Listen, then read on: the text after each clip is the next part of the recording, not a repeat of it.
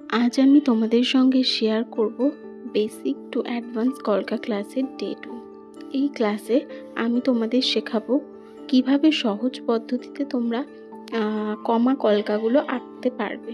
তো দেখো, প্রথমেই আমি একটা ডট এঁকে নিচ্ছি তুলির মাধ্যমে এবং সেটাকে মাথার উপর দিয়ে ঘুরিয়ে কমা চিহ্নের মতো আঁকছি।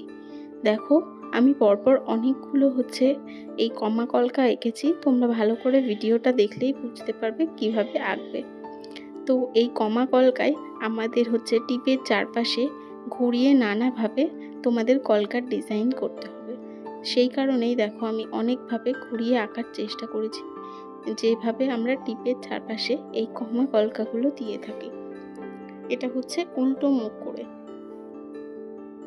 তো তারপর দেখো, গোল করে আমি যে টিপের আইব্রোর চারপাশে যে কলকাগুলো আমরা ইউজ করি সেইগুলোই এঁকেছি।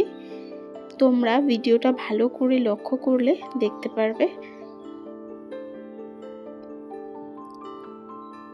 এইভাবেই তোমাদেরকে আর্ট পেপারে অথবা হাতের উপরে প্র্যাকটিস করতে হবে।